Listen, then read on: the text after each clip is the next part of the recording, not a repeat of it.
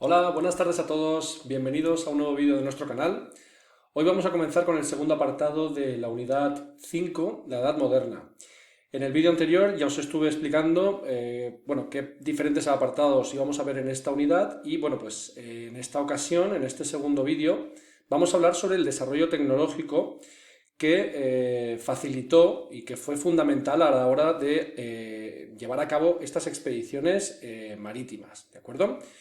Lo primero que hay que tener en cuenta es que, tal y como vimos en el vídeo anterior, Europa comerciaba constantemente con Oriente a través de la llamada Ruta de la Seda, ¿vale? Os pongo esta diapositiva que pertenece al vídeo anterior, pero que nos sirve un poco para contextualizar lo que os voy a explicar a continuación.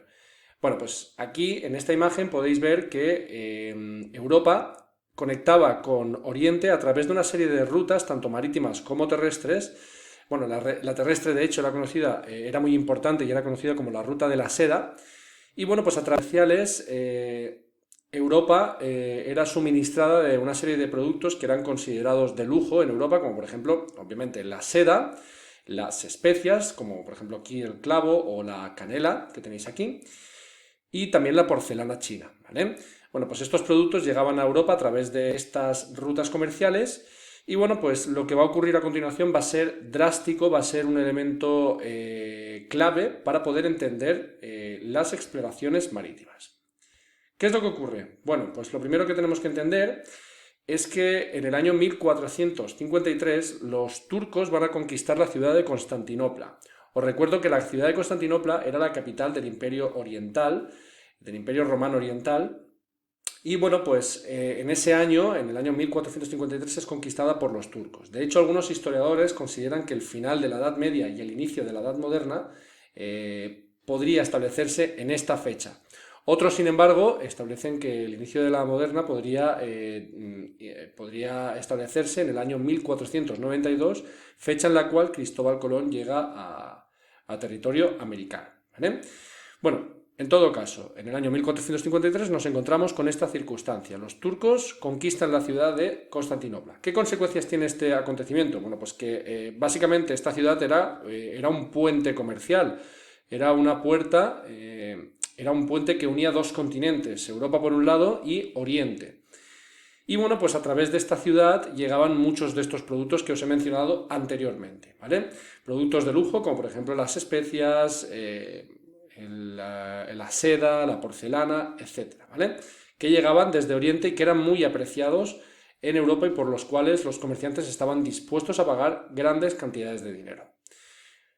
Por tanto, a partir de esta fecha, la ruta de la seda queda interrumpida, ¿vale? Y por lo tanto, los europeos entran en la necesidad de buscar rutas alternativas, itinerarios alternativos para llegar al continente asiático sin pasar por esta ciudad que había sido conquistada por los turcos, ¿de acuerdo?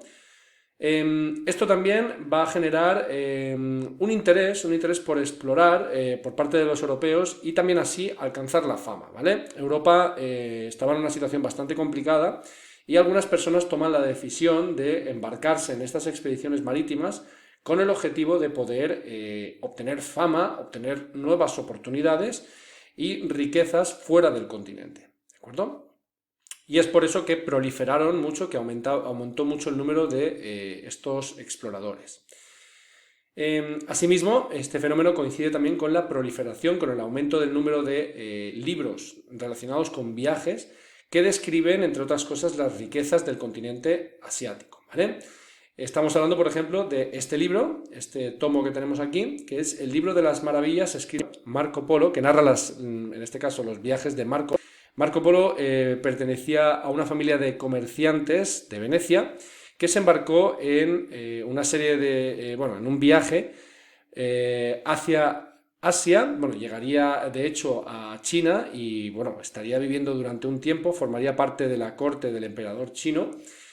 Y bueno, pues digamos que obtuvo bastante conocimiento de esta zona y esta la transmitió a través de, estos conocimientos fueron transmitidos a través de este viaje, ¿de acuerdo? El libro de las maravillas. Bueno, pues la proliferación de estos libros de viaje pues también supuso un aumento de este número de exploraciones, aumento del interés por parte de los europeos para encontrar estas nuevas rutas hacia el continente asiático, evitando la ciudad de Constantinopla, ¿de acuerdo? Es por eso que en el siglo XV y en el siglo XVI vamos a ver un gran aumento del número de las expediciones marítimas, ¿de acuerdo? Bueno, para que estas expediciones marítimas tuvieran éxito, a lo largo de este siglo vamos a poder ver cómo se van a implementar una serie de innovaciones tecnológicas, es decir, de una serie de avances en la navegación que, bueno, pues a través de una serie de instrumentos van a poder mejorar y, en todo caso, asegurar el éxito de muchas de estas exploraciones marítimas, ¿de acuerdo? A continuación, simplemente os describo una serie de instrumentos de navegación que fueron claves para que estos viajes de exploración tuviesen éxito. Entre ellos, por ejemplo, destacamos la brújula. La brújula la podéis ver aquí, ¿vale?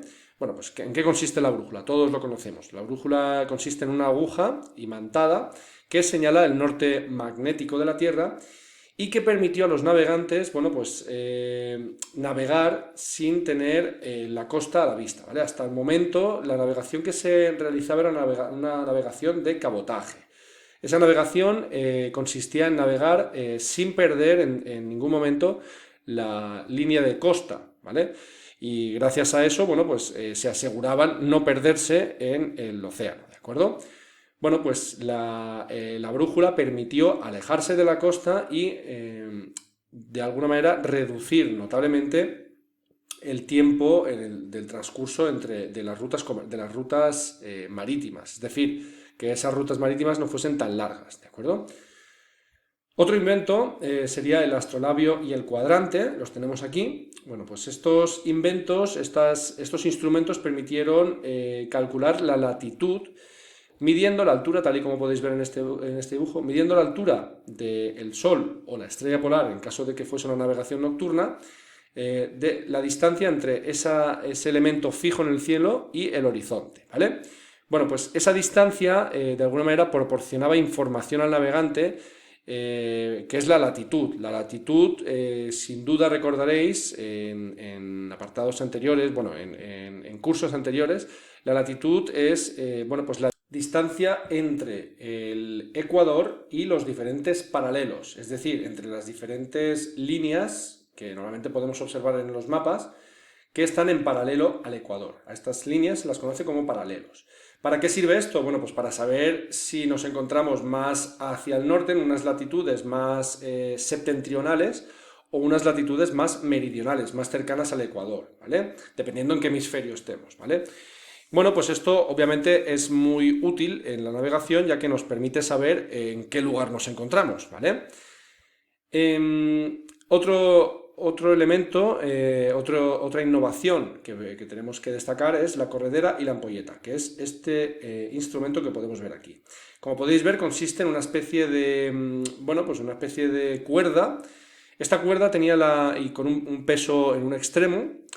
Bueno, pues esta cuerda tenía una serie de nudos a cierta distancia y, bueno, pues normalmente se utilizaba para saber la velocidad a la distancia que se estaba recorriendo en cierto tiempo, es decir, la velocidad que llevaba un navío, ¿vale? Para ello, obviamente, era necesario tener un referente temporal, ¿vale? Y para ello se utilizaba un reloj de arena, al cual se le denominaba ampolleta, ¿vale? Bueno, pues midiendo la distancia que se había recorrido durante cierto tiempo, pues obtenía esa velocidad y, por lo tanto, se podían hacer estimaciones del recorrido que se había realizado, del tiempo que quedaba para llegar a la costa, etcétera. ¿De acuerdo? Otra innovación que hay que destacar son los portulanos. Los portulanos son cartas náuticas en las cuales se suele representar la costa. Y, bueno, también se le llama portulanos porque, como podéis ver en esta imagen, esto es portulano.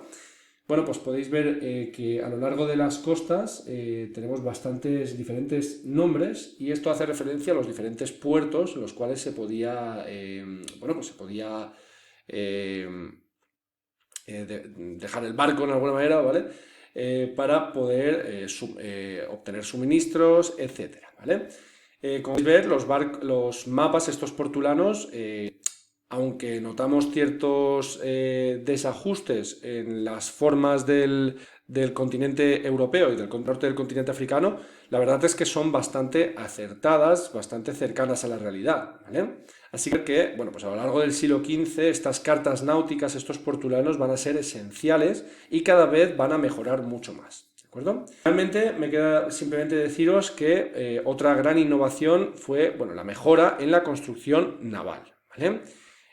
Obviamente, la búsqueda de estas nuevas rutas se tuvo que hacer por vía marítima y por lo tanto era fundamental desarrollar mejoras en el ámbito de la navegación, ¿vale? Y en la construcción de nuevas naves que permitieran bueno, pues adentrarse en otros mares, ¿vale? Se incorporó un eje, un timón eléctrico, esquemáticamente, bueno, pues podemos ver que el timón es león, permite girar al barco. Y bueno, pues este timón de eje consigue entre sí a través de una serie de mecanismos y bueno, pues la maniobrabilidad de estas naves. De alguna manera lo que combinaba era la potencia que conferían estas velas cuadradas y las angulares, ¿vale? Además, bueno, pues todas estas mejoras en nuevos modelos de embarcaciones, como es el caso de la carabela, ¿vale? Bueno, pues hasta aquí el apartado 2. Como podéis ver, ha sido un apartado centrado exclusivamente en las razones por las cuales se produce la nueva búsqueda de rutas marítimas. Ya hemos visto que la toma de Constantinopla por parte de los turcos en 1453 fue determinante. Y bueno, en la segunda parte de esta presentación hemos detallado una serie de mejoras en cuanto a los instrumentos de navegación, a las cartas náuticas, los portulanos y finalmente las naves, mejoras en las naves y la creación de nuevas naves como el de las carabelas y el galeón. Espero que os haya servido y nos vemos en el próximo vídeo. Un saludo.